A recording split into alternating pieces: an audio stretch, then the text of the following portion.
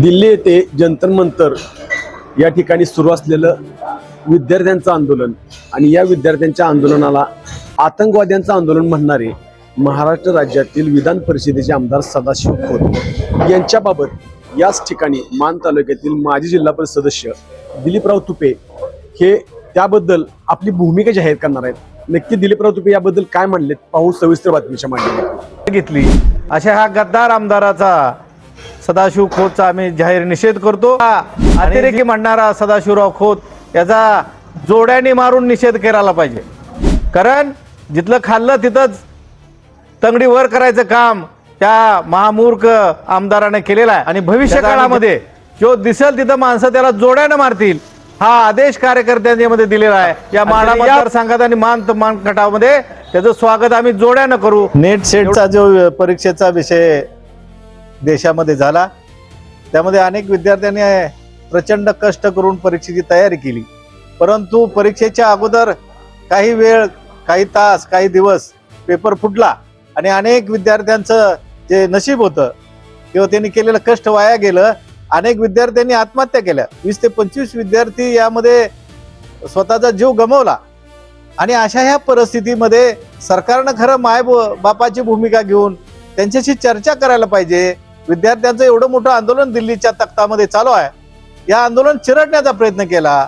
दिपके हा अत्यंत नेतृत्व कुशलपणे करत असला तरी विद्यार्थी हे 17-18 वर्षाचे विद्यार्थिनी यांच्या प्रचंड मोठं हाल केलेला आहे। अनेक पत्रकारांना मारहाण झालेली आहे। अशा अवस्थेमध्ये सरकार स्वतःची अहमपणाची भूमिका सोडत नाही, विद्यार्थ्याला न्याय देण्याऐवजी त्यांना चिरडलं जातंय, ही अत्यंत वाईट गोष्ट आहे। आणि यामध्ये तेल ओतायचं काम हा माजलेला सदाशिवराव खोत हा विधान परिषदेचा आमदार आहे, जो चाटुगिरी करतो आणि विद्यार्थ्यांना दहशतवादी म्हणतो। अशा हा नालायक आमदाराचा आम्ही जाहीरपणे निषेध करतो आणि त्यांनी जे उद्योग केलेले आहेत, स्वतःला चळवळीतला नेता म्हणणारा हा सदाशिव खोत यानं कडकनाथ कोंबडीसारखा महाघोटाळा केला, अनेक लोकांना फसवलं गेलं, लाखोची कोट्यवधीची माया उभा केली। याचा आर्थिक सोर्स काय?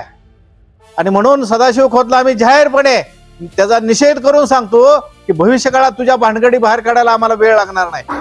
विद्यार्थ्यांना दहशतवादी म्हणणारा हा नालायक हा विद्यार्थी हा देशाचं भवितव्य आहे आणि त्या भवितव्याला हा दहशतवादी म्हणत असेल तर हा दलाल माणूस, हा भडवा माणूस याचा जाहीर निषेध करून दिसल तिथं त्याला जोड्यानं मारलं पाहिजे। आणि विद्यार्थी त्याची वाट बघतायत मान खटावमध्ये की ज्या मान खटावमध्ये त्यानं इथलं नेतृत्व करण्यासाठी उमेदवारी केली, त्या उमेदवारीच्या दरम्यान या माणसाची कार्यकर्त्यांनी त्याला पाणी पाजलं, अन्न जेवाय घातलं, औषधं दिली, पैसे दिले आणि मतही दिली।